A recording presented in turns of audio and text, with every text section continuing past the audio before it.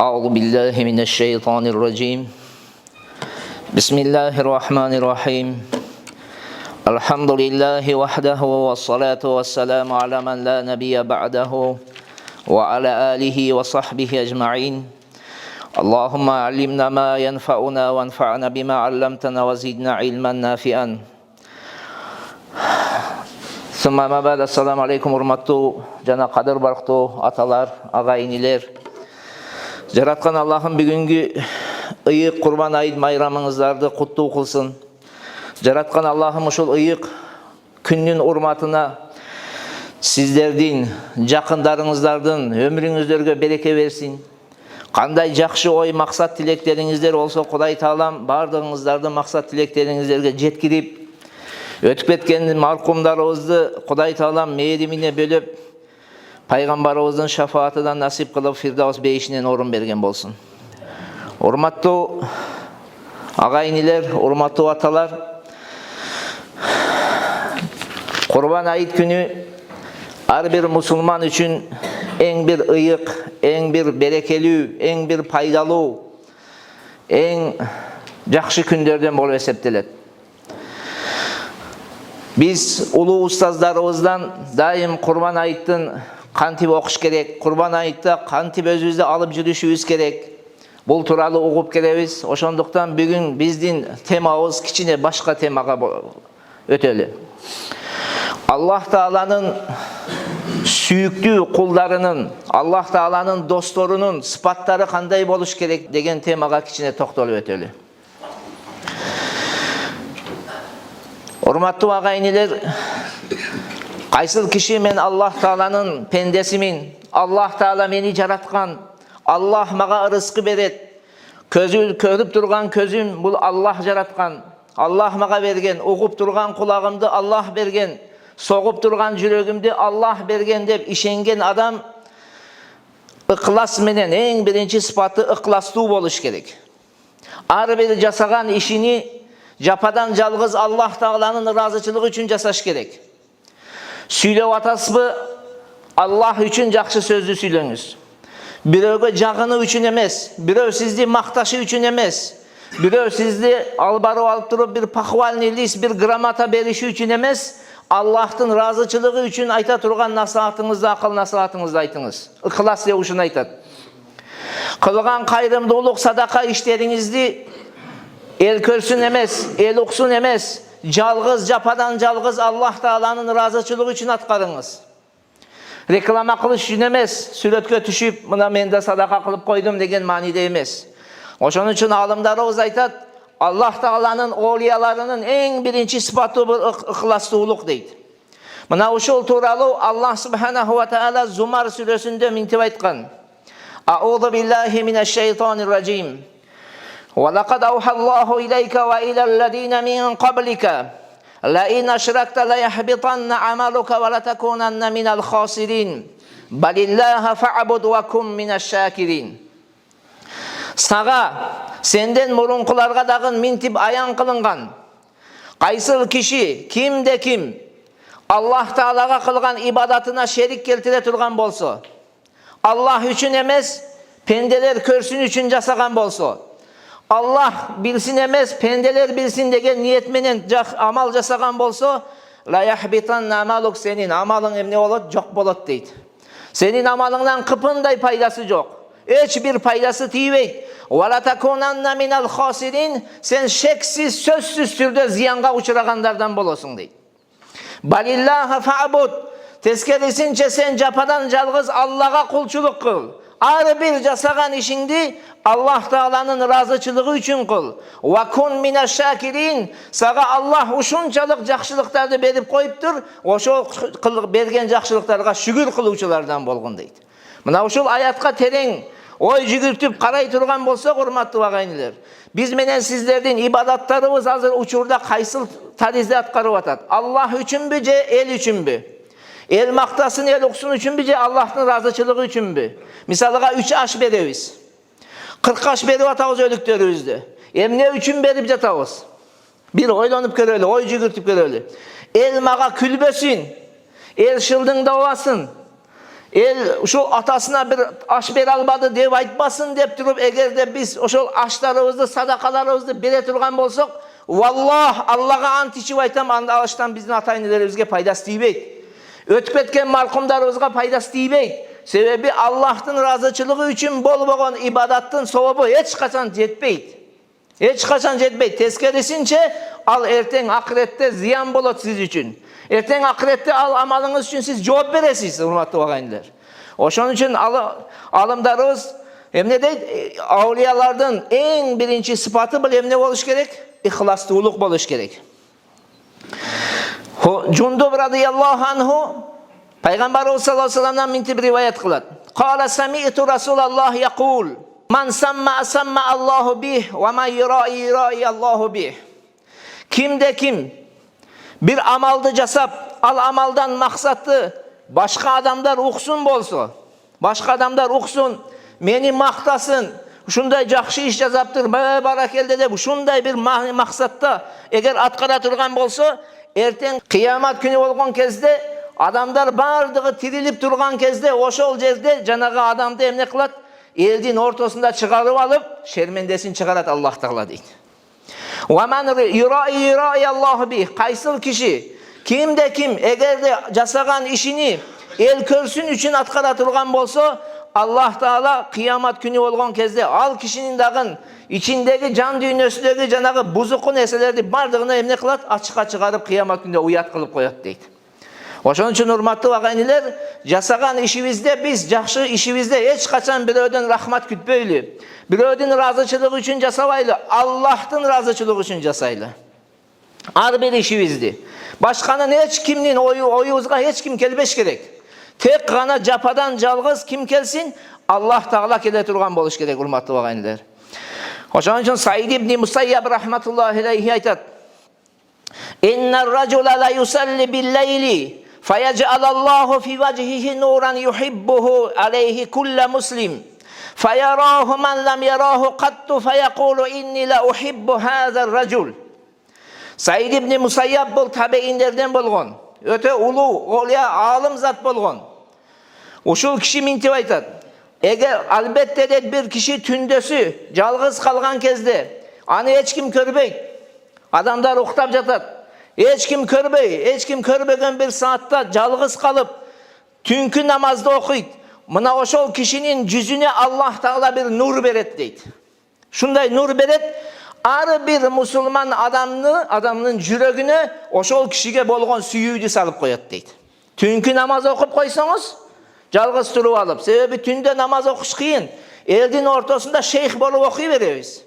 Суфи болобуз, шейх болобуз, бардык таква болобуз, окуй беребиз, бар го. 2 рекет намазды керек болсо жарым саатта окуп кое беребиз элдин ортосунда. Аябай мындай кызыктуу өтө берет. Бирок жалгыз калган кезибизде, өзүбүз менен өзүбүз калып, Аллах Таала гана бизди көрүп тура турган, Аллах Таала гана бизди уга турган убакытта, андан башка эч ким көрбөгөн убакытта жалгыз калып алып ибадат кылыш өтө оор, урматтуу агайындар. Өтө кыйын. Кайсыл киши өзүнүн ысык төшөгүн таштап туруп 2 рекет намаз окуйт? Түнкү саат 2-де, 3-тө. Саналуу адамдар бар, мындай адамдар. Саналуу. Манжа менен санасак болот да, мына 1 2 3 4 5 деп. Кыскасы Саид ибн Мусайяб айтат: "Кайсыл киши мына ошондой түнкү ибадат кыла турган болсо, Аллах Таала анын жүзүнү нурдуу кылып, ар бир мусулмандын жүрөгүнө анын сүйүүнү салат" дейт. Өмүрүндө көрбөгөн мусулман дагы ал кишини көрүп, "Мен мына ушул кишини сүйөм" деп айтат экен да. Шунчалык Кудай Таала адамдардын жүрөгүнө анын сүйүүнү салып коет дейт. Ошон үчүн ыхластуулук бул өтө бир маанилүү нерсе, урматтуу агайнилер. Ибн Сирин деген башка алым өткөн. Бул да эле табеиндерден. Табеин деп сахаба пайгамбарды көргөн болсо, табеин деп пайгамбарды көргөн муундарды айтат. Мына ушулардан болгон Ибн Сирин рахматулла алейхи күндөрдүн биринде ушундай мечитке кирип келет бизге окшоп. Анан адамдар кайрылып айтат: "Салли бина, о Ибн Сирин, бизге имам болуп намаз окуп бербейсизби? Келиңиз эми сиз имам болуңуз. Биз сиздин артыңыздан туруп алып намаз окуйду" десе, ошол жерде Ибн Сирин айтат: "Ла валлахи, Аллага ант, мен имамдыкка өтпөйм" дейт. Аллага ант ичем, касам ичем, мен имамдыкка өтпөйм. Мен мындай нерседен корком дейт. Men hazır sizlerge imamdıkka ötsöm, anan adamlar namaz okup bitkenden kinde sırtqa çıkıp alıp biz tigi İbn Sirin'in artıdan namaz okuduk dep uşunday bir nemege sözlөрдү айтып калыштары мүмкүн дейт. Карасаңыз канчалык деңгээлде эл көрсүн, эл уксундан алыс болуп атат киши. Өтсө болот, бирок адамдардын ушундай bir популяция дейбиз го биз, ошондой сөзүдөн алыс болуу максатында баш тартып койду. Фатарака салата хауфа шухра. Элдин ортосунда аябай аты таралып кетишинен коркуп, эл мени мактап коет ашыкча, эл мени ашыкчамдай элдин ортосунда тарап кетем менин атым деп ошонун корккондуктан намазга имам болуудан баш тартты, урматтуу агайындар. Мына ошондой ихластуулук мына ушул болот, урматтуу агайындар. Эми ихластуулук деп эмнени айтат? Ыхлас дедик. Адам баласы ыхлас менен эмне кылыш керек экен? Кудай Таалага кулчулук кылыш керек. Ихластуу адам кандай болот десе, алымдарыбыз миңтеп айтат. Кушайри рахматулла алейхинин өзүнүн рисала китеби бар. Мына ушул рисала китебинде айтат: "Ал-ихласу ан та'амала амалан ла таржу савабака фихи илля миналлах." Ихлас деп siz de bir amaldı жасайсыз, мына ошол амалдан эмне кайрым боло турган болсо, ошол кайрымды тек гана Алладан күтөсүз дейт. Башкадан эмес. Жана башында айтканыбыздай пахвал нелиси үчүн эмес. Бирок келип бизди макташы үчүн эмес, телевизорлорго тарап кетип, интернет булактарына тарап кетип, TikToктун молдосу же башканын молдосу болуу үчүн эмес, сообуну тек гана Аллах Тааладан күтсөңүз, мына ошол ихлас дейт. Чыныгы ихлас деп ушуну айтат дейт. Башка алымдар айтат, ихлас деп эмнени айтат десе, Алла яхула байнака ва байналлахи халкун. Сени менен Аллах Тааланын ортосунда башка нерсе парда болбосун дейт. Бөгөт болбосун башка нерсе. Мына ушуну ихластуулук дейт. Башка алымдарыбыз айтат, ихластуулук эмне десе, أن أملك أمام الناس وفي الخلوة سواء تصلي وحدك كأنك أمام الناس وتصلي أمام الناس كأنك وحدك. Qarаңыздар. Жанагы азыр айтып өттүк. Жалгыз болгон кезде ибадатыбыз кандай? Элдин ортосуга келген кезибизде ибадатыбыз кандай болот? Ошону чечмелеп атат, алымыбыз айтат, ихластуулук деп адамдардын арасында эл менен чогуу болгон кезиңизде кандай ибадат кылсаңыз, кандай жакшы амал жасасаңыз, жалгыз болгон кезиңизде дал мына ушундай жасасаңыз, ошол ихластуулук дейт. Ихлас деп ушуну айтат дейт. Адамдардын ортосунда кандай окусаңыз, жалгыз окуганда ошондой окусаңыз, мына ошону ихластуулук дейт. Чыныгы ихластуулук. Кайра айтам, бул жерге келген кезибизде мечитте, балким биз аябай ихлас менен uzun окушубуз мүмкүн да. Саждадан башты көтөрбөй 5 жолу, 7 жолу, 9 жолу, 11 жолу, 33 жолдагы тасбих айтышыбыз мүмкүн да. Бирок үйгө барган кезибизде кандай? Үйдө нафыл ибадаттарды кылган кезибизде кандай биз ибадат кылабыз, урматтуу агайындар? Ары бери, жанагы тоокдан тергендей эле башыбызды жерге уруп туруп алышыбыз мүмкүн да. Ошон үчүн ихластуу адам эмне кылыш керек экен? Бардык жерде амалы бирдей болсун. Өзгөрүш болбош керек. Дайыма bir калыпта болуш керек. Алымдарыбыздын көп бул тууралуу сөздөрү бар. Бирок экинчи нерсе, экинчи аулиялардын сыпаты кандай болсун десе, таъзимун наби, пайгамбарды сыйлаш керек. Аны улуулаш керек, урматташ керек, кадыр баркына жетиш керек. Пайгамбарыбыз саллаллаху алейхи ва саллям пайгамбар болуп келбегенде, балким азыр биз шаман болуп жүргөн элек. Мүмкүн биз азыр отко сыйынып жүргөн элек, же бутка сыйынып жүргөн болушубуз мүмкүн эле. Мына ошол пайгамбар келип, биз менен сиздерге жападан жалгыз Кудайга сыйынууду үйрөттү. Кудайды таанытты бизге. Бизге өзүнүн сүннөтүн, өзүнүн жолун калтырып кетти. Ал жолду биз карманып жашай турган болсок, эки дүйнөдө бактылуу болобуз. Бай болсоң да бактылуу болосуң, сүннөт менен жашасаң, кедей болсоң дагы, бомуж болсоң дагы бактылуу болосуң. Бирок эгерде пайгамбардын жашоону сиз жашооңузга киргизбесеңиз, бай болсоңуз да бактысыз болушуңуз мүмкүн. Кедей болсоңуз да болушуңуз мүмкүн. Ден соолугуңуз чын болсо дагы оорулуу болсоңуз дагы бактысыз болушуңуз мүмкүн. Себеби бактылуулук, урматтуу агайындар, биз айтабыз го, ден соолук эң улуу немат. Андан да улуу немат бар, бул иман деген немат да, урматтуу агайындар. Мына ошол иман боло турган болсо, адам баласы эки дүйнөдө бактылуу боло берет. Кыскасы, эмне экен пайгамбарды биз Аллахтын элчиси экендигине, Biz menen sizlerge bir mugallim katarında jönötülgöndügünü, jana özübüzdün, körüp atkan közübüzdөн, ugup atkan kulagыбыздан dagы сүйүктүүрөөк экендигине эмне кылыш керек? Разы болушубуз керек. Мына ошол пайгамбарды урматтагандык болот, пайгамбарды сыйлагандык болот, урматтуу агайындар. Пайгамбарыбыз саллаллаху алейхи ва салламдан кийинки кайра айтабыз, табейиндерден болгон муундар, табейиндерден болгон муундардан бир үлгү, пайгамбарды кандай сыйлашкан? Караңыздар. İmam Malik деген болгон. Бардыгыбыз билебиз болуш керек İmam Malikти. 4 мазхабтын биринин башчысы. 4 мазхаб болсо Абу Ханифа, İmam Шафии, İmam Malik, İmam Ahmad Hanbal. Бул өтө улуу алым болгон. Харун Рашидтин доорунда. Караңыздар, ошол киши күндөрдүн биринде пайгамбарыбыз саллаллаху алейхи вассаламдын мечитинде, азыр Мадинада ким умрага барган болсо, Мадинага барып пайгамбардын мечитинде намаз окуйт. Туурабы? Мына ошол мечитте өзүнүн Муатта аттуу китебинен сабак берип жатты эле. Мурунку ошол доордо. Анан ошол хадис илими да, Муатта деп хадис илиминин жыйнагы, хадис туура пайгамбардын хадистеринин жыйнагы. Сабак берип аткан кезде эми ал доорду билесиздер. Азыркы доордагыдай жанагы биз барган Мадинадагы люкс мечит эмес. Ал жерде чаян да болушу мүмкүн, жылан да болушу мүмкүн, бардык нерсе бар эле да. Тала, эйин тала. Сабак берип атса бир чаян келип чагат. Чакканда дагы бир жолу эмес агайнилер. 13 жолу чагат денесине. Бул болгон окуя. Кээ бир адамдар үчүн бул жалган деп сезилиши мүмкүн, бирок эми Аллах Таала ал бир адамга ыйман берсин. Ар бир адам ыйманынын деңгээлде түшүнөт бул нерсени. 13 жолу чагат. Анан жүзү бир аз өзгөрүп кетет, эми чакса өзгөрөт да. Өзгөрүп кетет, бирок сабакты токтотпойт. Сабакты ошол бойдон акырына чыгарат. Акырына чыгаргандан кийин анан атайын бир айталы бир мас сыяктуу бир нерсе бар экен, ошолну алдырат да ошол денесине чаккан жерлерине шуап коет, сүртүп коет жанагы мазды. Анан жанагы жанындагы турган адамдар таң калат да. Азыр биз деле таң калмакпыз да. 13 жолу денеңди чаян чакса сен унчукпайсың, хадисти акырына чыгарып коеюн деп отура бербейсиз да. Чага эле бир ары чакса эле чуркап чыгабыз да биз мисал.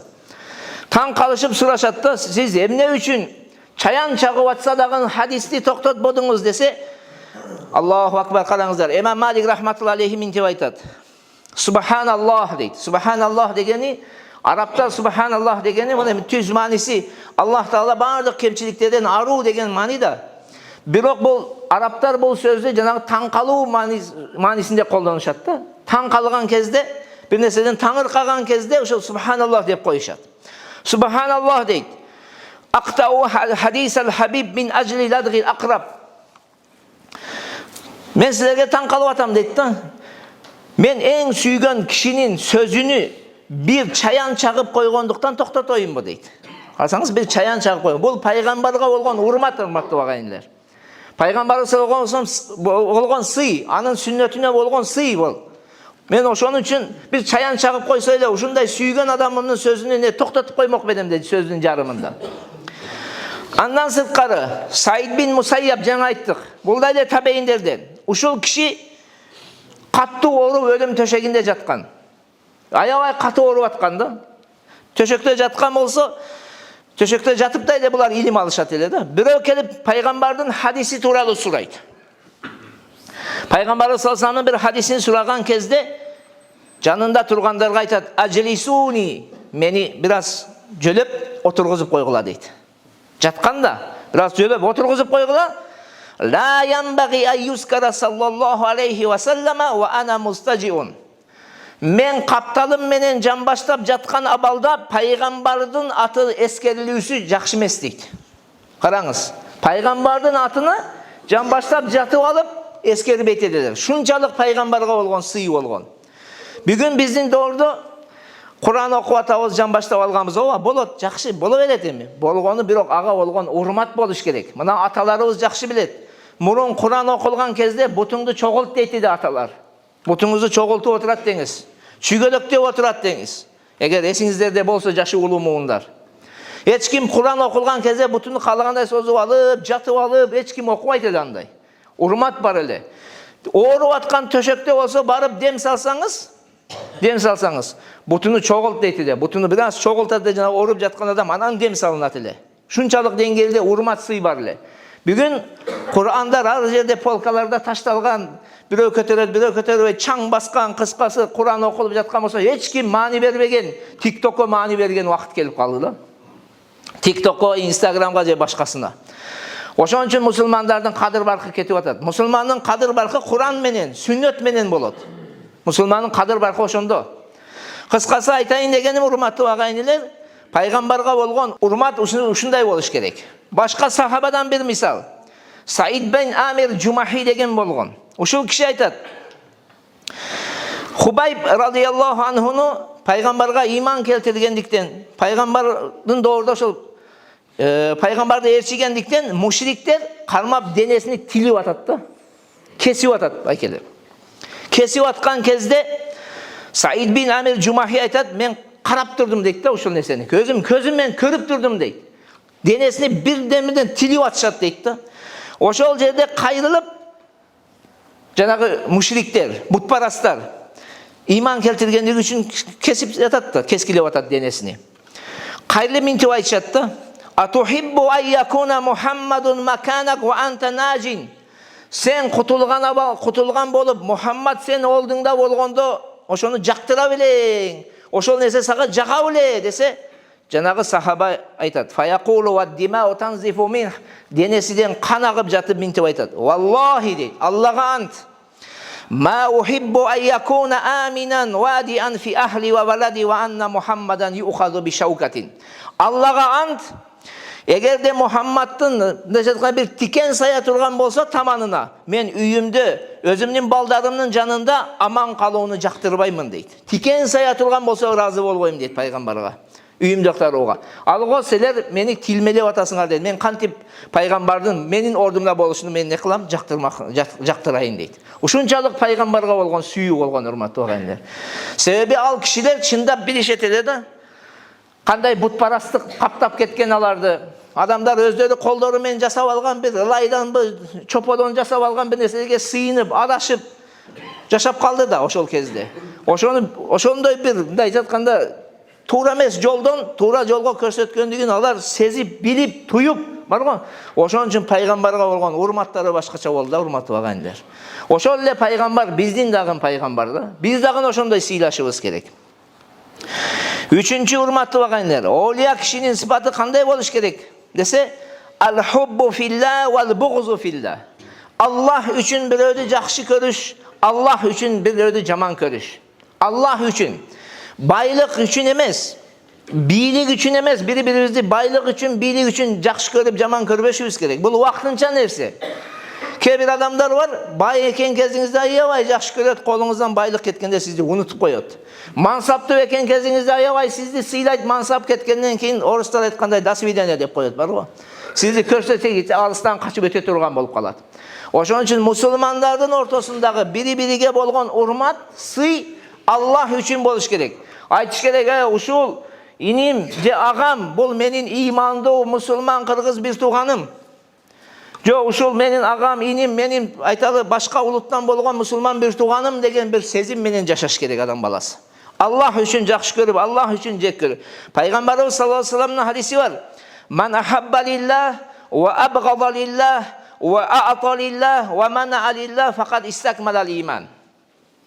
Кайсыл киши Аллах үчүн жакшы көрсө дейт, кайсыл киши Аллах үчүн жаман көрө турган болсо, Аллах үчүн бирөөгө бир нерсе берсе, ушул хадиси ушул жерде ва а'та лиллах дегени зекетиңизди кедей болгондуктан бербеңиз.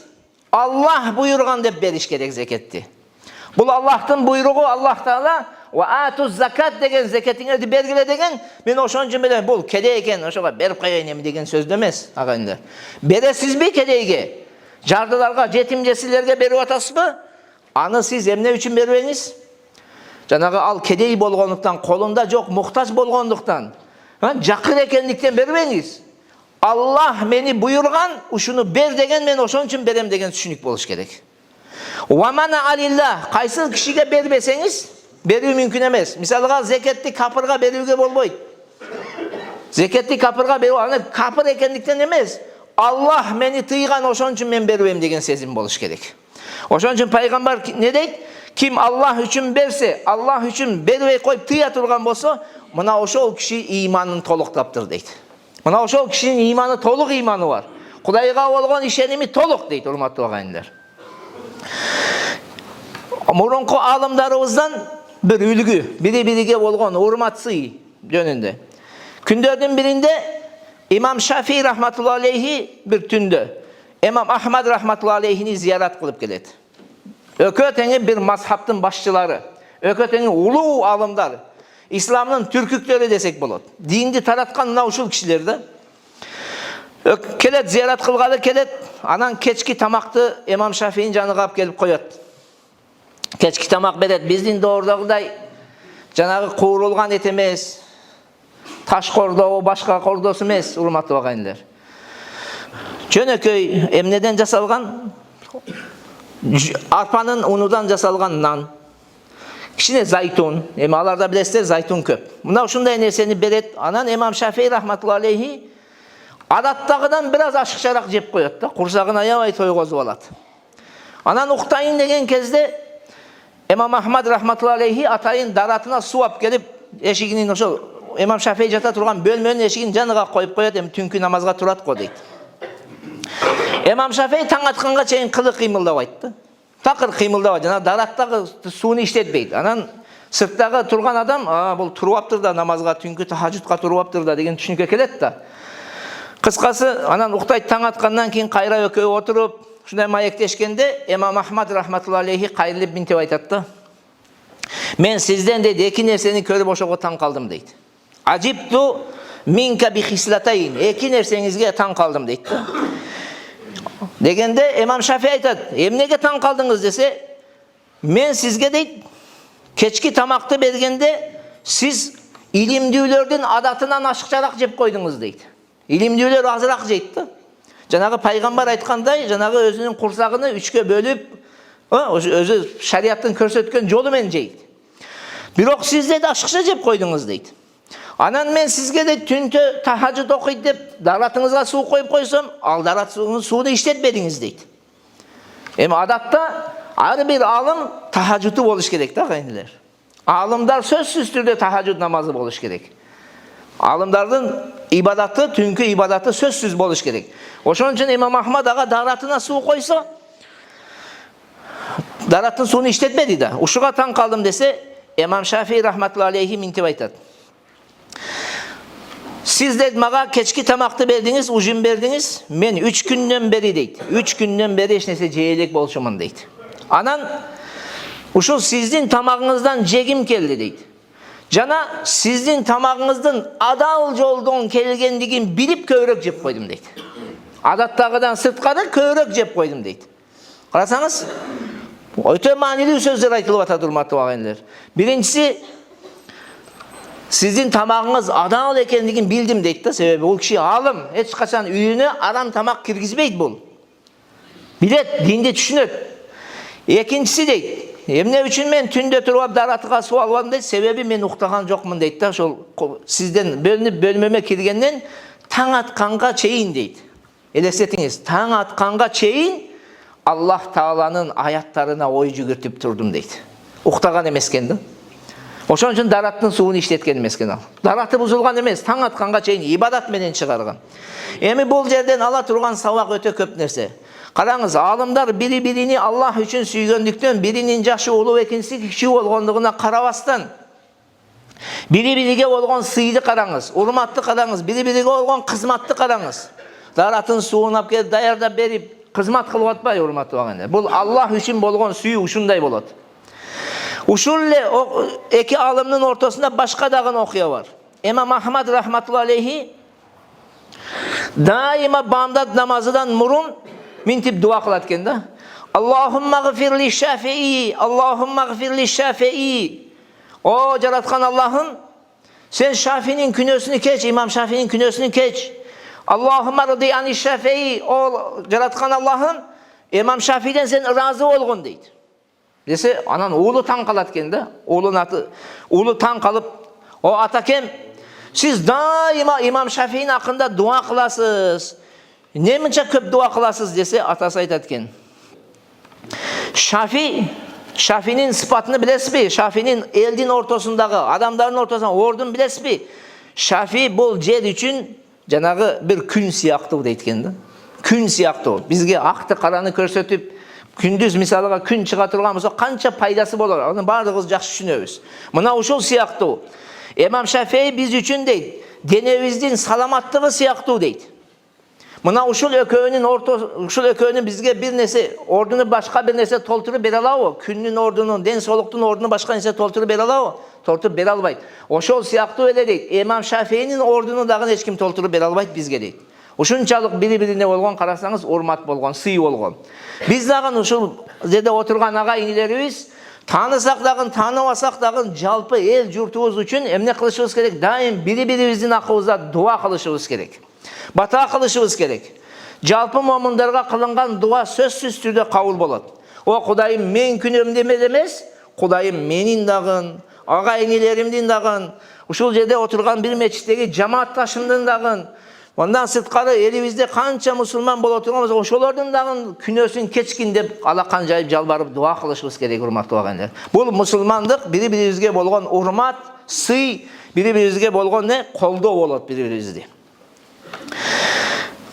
Кайра ушул эле окуядан башка бир мисал келет. Имам Шафии рахматулла алейхи Имам Ахмадка караганда жашы улуураак болгон. Бирок ошого карабастан дайыма зыярат кылып жүрчү экен да. Турат, анан күндөрдүн биринде шакирттери айтат да: "О устаз, сиздин жашыңыз улуу болсо, эми жаш бала сизден кичинекей жашы кичүү болгонго эмне мынча зыярат кыласыз?" десе, Имам Шафии мынтип айтат экен: "Кайфа тазуру Ахмад ва хува асгару минху" дегенде ушундай сөз айтканда, Имам Шафии айтат: "Эгерде мен аны зыярат кыла турган болсом, анын кадыр баркы бар болгондуктан зыярат кылдым. Эгерде ал мени зыярат кыла турган болсо, ошол анын неси болду, анын берешендиги, анын жакшылыгы болду. Экитен тарапта ал жакшы инсан экен, ошон үчүн мен аны зыярат кылам, ал мени зыярат кылат" деген сөздү айтат агайындар. Карасаңыз, дайыма өзүдөн башка бир адамды эмне коюп атат Имам Шафии? Жокой, жашы кичүү болсо дагы урматтап, сыйлап өзүдөн жокору коюп атат. Имам Шафии дагы андан күчтүү алым болгон, бирок ошого карабастан урмат сый болгон. Неге? Себеби бул мусулман бир тууган болгон, урматтуу агайындар. Андан кийинки мусулмандардын сыпаты кыскача саламату садр деп коет. Мусулмандардын жүрөгүн таза болуш керек. Башка бир мусулманга карата кек сактабашыбыз керек. Жаман көрбөшүбүз керек, жек көрбөшүбүз керек.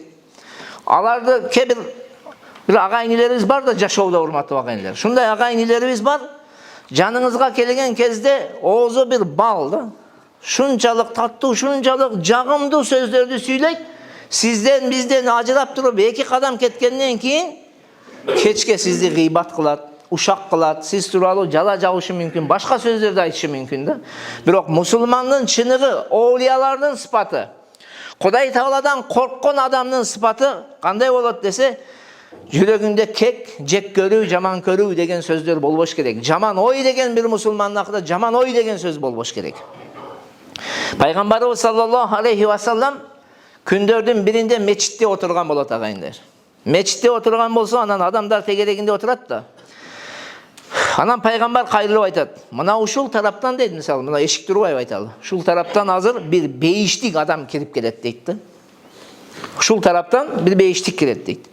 Анан адамдар карап турат, анан ал жактан бир сахаба кирип келет. Кыскасы, кайра дагы айтат, бир 2-3 жолу ушул окуя кайталанат. Анан жанагы сахаба менен бирге Абдулла ибн Абрил Ас чогуу барат, ушунун ибадатын көрөйүн. Ушул кандай жакшы иш кылып атат экен, ушул бейиштик болгудай дейт. Анан чогуу барат, тиги кишинин үйүндө бир күн турат, карайт, эч бир ибадаты кадимкидей эле ибадат. Бизге окшоп эле 5 убак намазын окуйт. Орозо тута турган күндөр орозосун тутуп коет, эч бир ашыкча нерсе кылбайт. Анан кайрылып сурайт да: "Сиз кандай жакшы иш кылдыңыз? Кандай жакшы ишиңиз бар? Кантип өзгөчөлүгүңүз бар?" Пайгамбар саллаллаху алейхи ва саллям 3 жолу ушул эшиктен бир бейиштик кирип келет деген кезде сиз кирип келдиңиз десе, тиги киши сахаба кайрылып жооп берет: "Мен кадимкидей эле" дейт, "ошо эл катары 5 убак намаз окуйм. Ошо эл катары эле дейт жашоом" дейт. "Болгону менде бир өзгөчөлүгүм бар" дейт да. "Мен эч качан бирөөгө кыянат кылбайм, бирөөгө кек сактабайм, Біреуді жаман көрбеймін, біреуді жек көрбеймін дейді. Біреуге көр албастық қылбаймын дейді. Деген сөзді айтқанда жаңағы сахабат түсінетті. Мұның бейіштік болушының себебі дал мына ушул нәрсе екен деп қалады. Ошон үчүн урматтуу агайындар, намаз окуган менен бирге намазыбыз 5 убак намаз боло турган болсо дагы эмне кылышыбыз керек? Жүрөгүбүз, көөдөнүбүз таза болсун. Эртең кыямат күнү болгондо бардыгы бул нерселер ачыкка чыгат да, ошол күнгө эмне бололу? Ачыкка чыга турган күндөн ардын тооба кылып туруп, өзүбүздүн амалдарыбызды оңдоп алышыбыз керек. Аллах Таала кереметтүү Кур'ан-ы Каримде минтип айтат да: "Аузу биллахи минеш шейтанир раджим. Я айюхаллазина аману тақуллаха вал танзур нафсум ма қаддамат лигад. Ваттақуллах инналлаха хабирун бима таъмалун." О имандуулар, силер Кудай Тааладан коркуп, эртеңги күнүңөргө, башкача айтканда кыямат күнүгө кандай амалды аткарып жөнөтүп жаткандыгыңыздарга жакшы назар салгыла. Ой жүгүрткүлө. Кудай Тааладан корккула. Албетте Аллах Таала силердин жасаган ар бир амалыңарды билет дейт. Урматтуу агайындар, ошол жерде Аллах Таала бизге окшогон мечиттерди толтуруп, имандууларга кайрылып эмне деп жатат? Кудай Тааладан корккула. Кудай Таалага жакындата турган амалдарды көбүрөөк аткаргыла. Кудай Тааланын ачуу келтире турган нерселерден сактангыла, алыс болгула. Эми кантип сактанабыз десе, ар бир адам ой жүгүртүп карап көрүш керек дейт да. Ар бир адам ой жүгүртсүн дейт. Мисалга эртең кыямат күнү барган кезде Аллах Таала бизге кайрылып: "О менин кулум, мен сага көз бердим, кулак бердим, жүрөк бердим, бут бердим, алсаныңы аман кылдым. Сен эмне амал кылдың?" десе, ошол саатта биз эмне деп жооп беребиз? Ошондой саат келген кезде, ошондой учурда биз эмне деп жооп беребиз? Мен сени дүйнөгө жөнөттүм. Сен мени дүйнөдө тааный алдыңбы? Менин улуулугумду түшүнө алдыңбы деп сурай турган болсо, биз эмне деп жооп беребиз? Же болбосо Аллах Таала айтат: "Кур'анда мен жакшылыкка чакыруу, жамандыктан тосууга буйрдум эле. Сен бир адамды жакшылыкка чакыра алдыңбы, жамандыктан тоса алдыңбы?" деп сурай турган болсо, эмне деп жооп беребиз? Аллах үчүн бирөөгө насаат айтып, акыл айтып, мечитке жетелеп келдиңизби деп сурай турган болсо, эмне деп жооп беребиз? Мына ушул нерселерди карап көрүңүз дейт.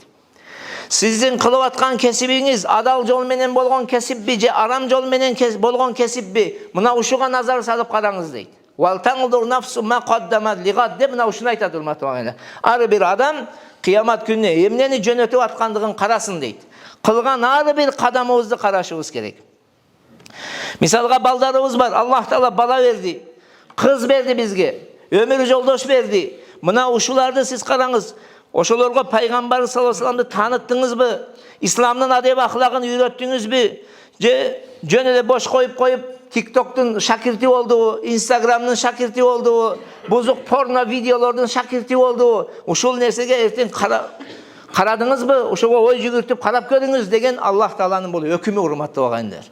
Ошон үчүн ар бир атанын мойнуга милдет өзүнүн баласын эмне кылыш керек? Көзөмөлдөп, ага исламдын адеп ахлагыны кантип уйкудан турду, ошондон кыскасы 24 сааттын ичинде кайсыл иштерди кылыш керек, ошолду үйрөтүп коюш керек. Ата-эненин мойнундагы бул милдет, урматтуу агайындар. Мына мечиттер бар, Кудайга шүгүр. Мечитте устаздарыбыз бар.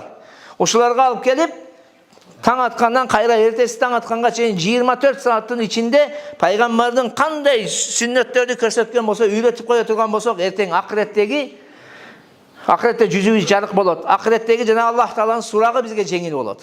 Ошондо биз жанагы Аллах Таала айткан "Вал таңдур нафсу ма каддамат лигад" деген аятка амал кылган болобуз, урматтуу агайындар. Же болбосо соодагер агайындарыбыз соода кылып аткан кезде бир нерсени сатып алды дейли. Мына ошолдан максат жөн эле байлыкты толтуруу эмес. Байлыгыбыз, бийлигибиз ашыш эмес, урматтуу агайындар. Ошондон максат биздики ушул менин аткарып аткан соодама Аллах разы болобу же бир арам соодабы? Караш керек. Азыр кадимкидей эле алдап атышат да. Өзгөчө машина базарда иштегендер, урматтуу агайындар. Өзгөчө да бул. Машина базарга барсаң, эки бөлүнүп калган машинаны алып келип сваркалап, өтө сонун кылып, коос кылып жашап алып келип да сата беришет экен да кебери. Ал эки бөлүнүп калган эле машина экен да өзү. Бир күн Кудай бергенде кылды жакта бир запчасть сата турган жер бар. Ошол жерде бир таксировоз сүйлөп атат да. Мына сүйлөшүп калдык. Биз запчасть алгалы барсам. Айтып атат: Birөө keldi deyt, taksir deyt. Şunday maşina, iki bölüngen maşinayı jasayım, şunday zapçastарды alıp ketti. Bir keldi deyt, уже жасап keldi deyt. Ana maga aytып atat deyt. Mına sizden satıp algan zapçastар менен жасаган машинем deyt belki. Эми аны бирөөгө сатып атат да. Жаңы машина, не крашенный, не bir нерсе дегенде кыскасы эптеп bir нерселерди айтып сатат да. Мына ошол дагы алдоо болот да, урматтуу агайындар. Же башка соодагерлер дагы бар. Мисалы карасаңыз, картошканы сатып аткан кезде картошканы капка канчып толтуруп атат. Балким көргөндүрсүздөр, а? Тегереги аябай сонун кылып, ортосуна мусорду салып коюп атат да. Мына ошол соодасы аны бактылуу кылат дейсизби? Ооба, дүйнөдө балким бир 4 сом пайда табышы мүмкүн. Бирок акыретте барган кезде ал Аллахтын жанында жооп берет. Себеби ал адамдарды ошол сырткы көрүнүшүнү жасап, ичиндеги мусорлар менен сырткы көрүнүшүн көрсөтүп коюп эле, ичиндеги мусорларды жашырып, эмне кылды? Соода кылды. Ал соодасы акыретке зыян ал киши үчүн. Мисалы, мен өзүм сатып алдым. Өзүм көзүм менен көргөн окуя бар. Базарга бардык Кара-Балтада. Бадыраң сатып алдык. Салат жасаш үчүн да кичинекей сатып алышат го, билесиздер. Анан барсам мешокто турат. Бардыгы ушундай десем, ушундай дейт да. Ишендим анан. Кадимкидей намаз окуган киши. Намаз окубаган киши болсо анча мен кейибейт элем, анча өкүнбөйт элем да. 5 убак намаз окуйт, артыбыздан намаз окуйт. Мечитте имамбыз, артыбыздан намаз окуган киши да. 5 убакта мындай жатканда саламдашып көрүшүп турабыз ал киши менен.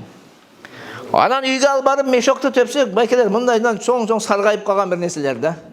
Жарабайт. Кантип келип айтканды да билбедим, анан унчукпадым. Кетти. Өтүп кетти ошол окуя. Көрдүңүзбү? Пайгамбарыбыз саллаллаху алейхи вассаламдын хадиси бар. Пайгамбар саллаллаху алейхи вассалам күндөрдүн бирине базарга кирет. Базарга кирген кезде будайдын үстү кургак болот. Колуну пайгамбарымдай салса, ичи нымдалып калган, сууланып калган. Анан пайгамбар айтат: ушул сууну үстүгө кылып койбойсузбу? Üstüne çıkarıp koyuyorsun mu el körsün deyip de man gashsha falaysa minna, kim kıyanat kılsa aldasa al men ümmetim emes degen paygambar. Oşon üчүн урматтуу агайындар, кыскасы убактыбыз болуп калды. Кылган амалдарыбыз эмнекен? Эң биринчиден Аллахтын ыраазычылыгы үчүн болсун. Ар бир кылган ишибиз эч бир башка максатта болбосун. Пайгамбардын сахабаларына Аллах Таала мактап минтип айтат да: "Иннама нут'имукум ливажхилlah, la nuridu minkum jazaa wa la shukura." Biz sizlerge Allah üçün tamak beremiz, aş beremiz, sadaka beremiz deyip. Sizlerden rahmatınlar da kerek emez, sizlerden kayra bizge bir nerse berişiniz de kerek emez. Biz Allah üçün berip jatabız deyip. Uşunday bir ihlas menen ibadatlarımızı Allah Teala bardığımızga jaşaşka mümkünçülük versin. Assalamu aleykum ve rahmetullahi ve berekatuhu.